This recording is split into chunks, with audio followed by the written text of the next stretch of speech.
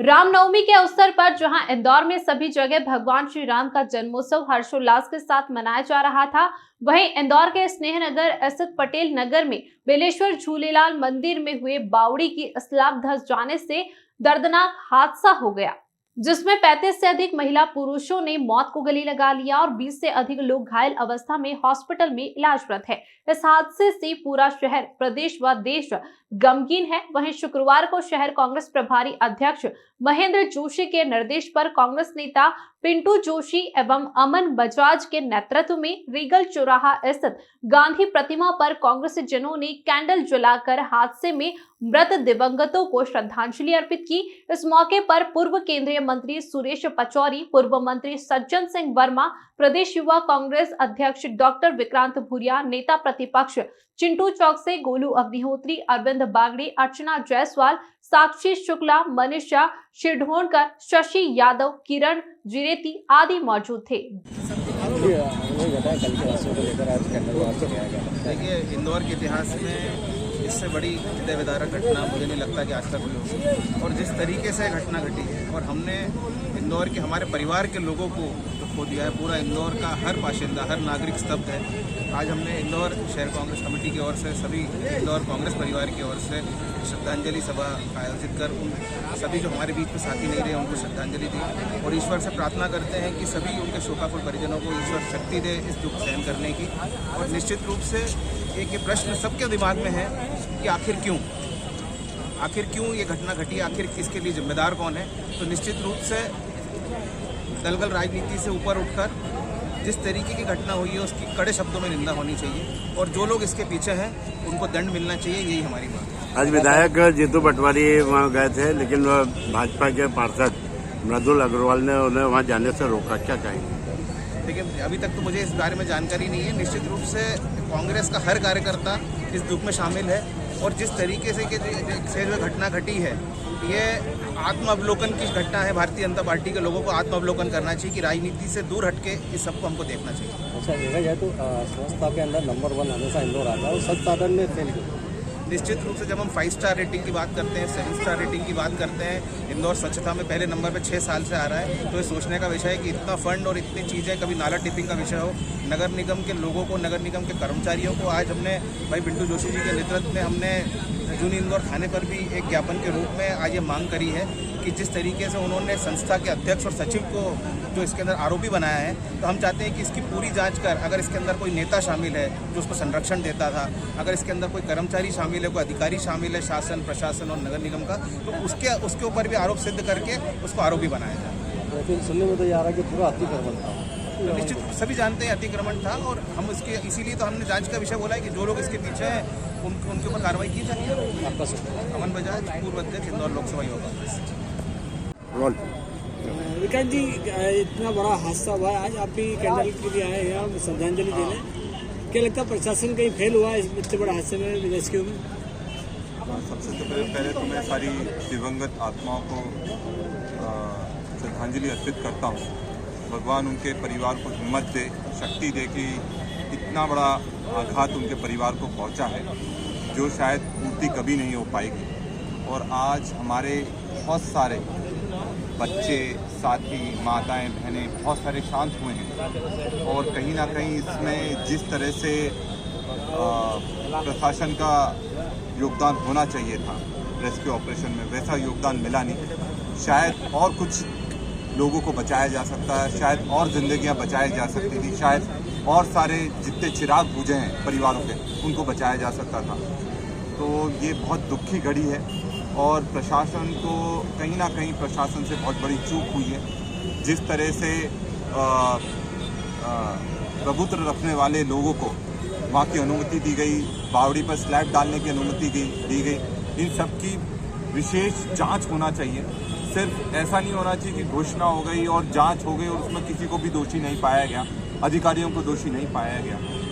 और मतलब बहुत ही दुख भरा दिन है। इतनी सारी मौतें एक साथ हमारे इंदौर ने और मध्य प्रदेश ने कभी नहीं देखी थी, और आज ये घटना हुई है तो मन बहुत दुखी भी है, और उन परिवारों के साथ हम लोग पूरी दिल से खड़े हुए हैं, और जो भी दोषी है उसको सख्त से सख्त सजा मिलना चाहिए। आज कुछ कांग्रेस के लोग भी गए थे थाने में एफआईआर दर्ज करवाने और आवेदन लेकर आए, किस तरह देखते हैं इनको, दोषियों पर कार्रवाई होना चाहिए इस तरह? देखिए, निश्चित तौर पर ये सबकी आज सिर्फ मध्य प्रदेश की मांग नहीं है, पूरे मध्य प्रदेश की मांग है।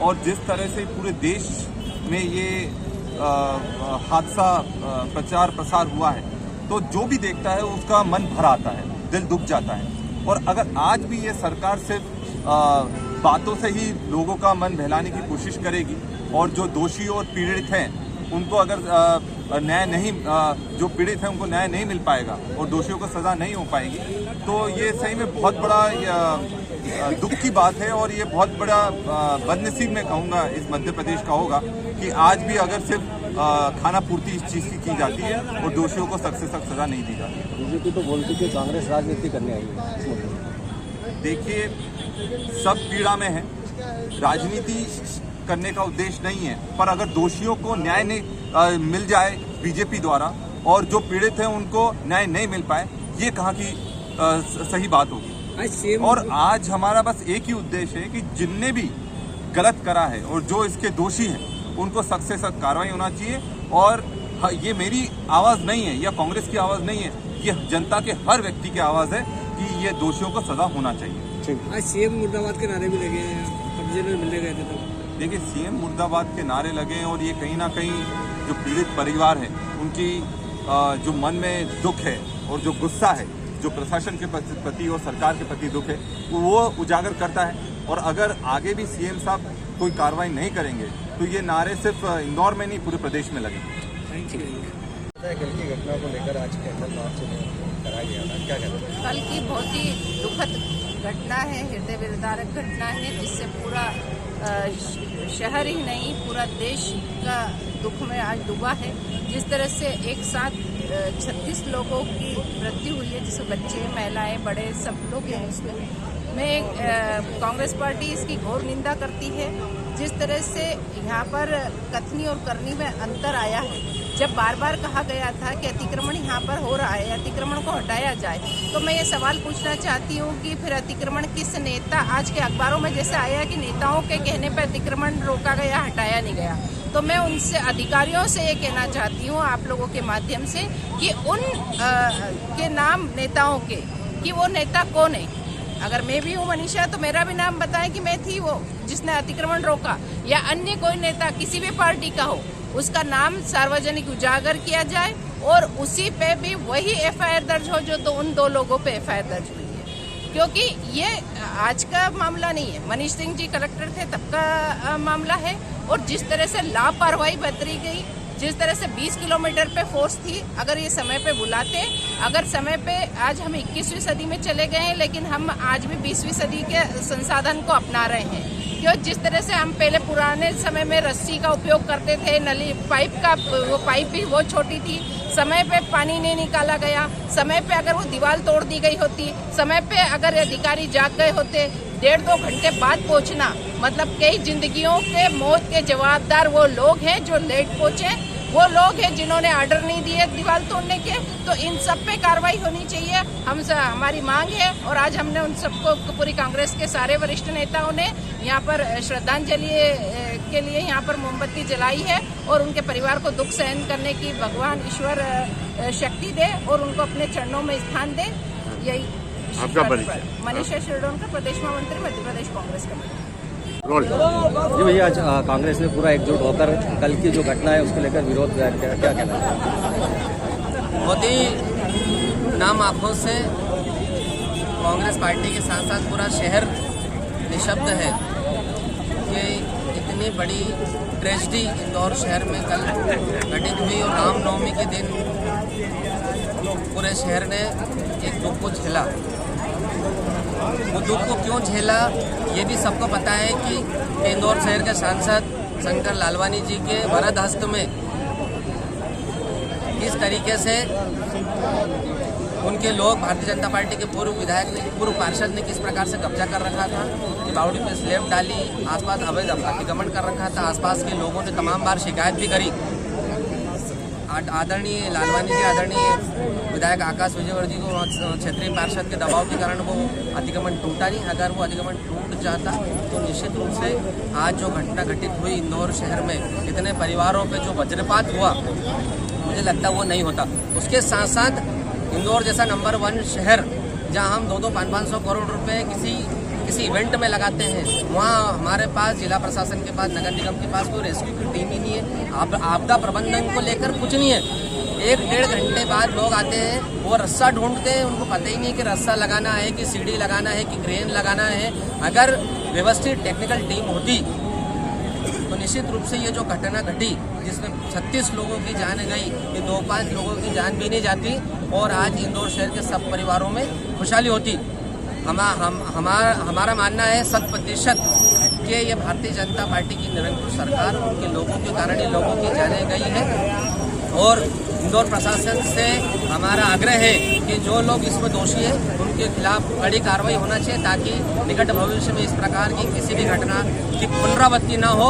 और हम लोग चरणबद्ध तरीके से इस चीज़ को फॉलो करेंगे और जो दोषी है उनको सजा दिलवा के रहेंगे। कल बीजेपी का एक ये भी आरोप था कि कांग्रेस, आप लोग गलती करो, आप लोगों की जाने चली जाए वैसा स्तर निर्मित करो, वैसा अवसर निर्मित करो। और हम बोले भी ना 100% भारतीय जनता पार्टी और सिर्फ और भारतीय जनता पार्टी जिम्मेदार है इसके लिए जो इतनी जाने गई है। और आने वाले समय में जनता इसका जवाब भी देगी और आपको ईश्वर को भी जवाब देना है कि इतने लोगों की जाने क्यों गई। कांग्रेस इसको लेकर क्या करेगी आगे अभी आज भी हम लोगों ने एक इंदौर थाने में FIR के लिए एक आवेदन दिया है। आगे भी इसको लेकर हम सतत रूप से आंदोलन करेंगे और इंदौर शहर के कुएं बावड़ी को लेकर या इस प्रकार की जितनी भी चीज़ें हैं या आने वाले समय में गर्मी को लेकर क्या प्रबंधन है, कि दिक्कत आएगी तो पानी के लिए युद्ध तो नहीं होगा। आने वाले समय में बरसात आने वाली है, उसको लेकर कहीं लोगों के घर तो नहीं उजड़ेंगे। इसको लेकर भी हमने महापौर जी को पत्र लिखा है कि एक मीटिंग बुलाई जाए, परिषद की बैठक बुलाई जाए, जिसमें पूरे शहर को आदरणीय महापौर जी बताएं कि इस घटना को लेकर क्या क्या कार्रवाई हुई। ऐसे जो पुराने कुएं बावड़ी थी उसको जीवित करने के लिए कई करोड़ों अरबों रुपया खर्चा करा गया था। मुझे लगता है कि नगर निगम भ्रष्टाचार की कर्मस्थली बन चुकी है, इसलिए ये कुएं बावड़ी का संधारण रखरखाव ढंग से हो नहीं पा रहा, क्योंकि हर बार इसमें बजट होता है, लेकिन वो बजट कहाँ जाता है, कैसे उपयोग होता है, ये तो हम नगर निगम से पूछेंगे।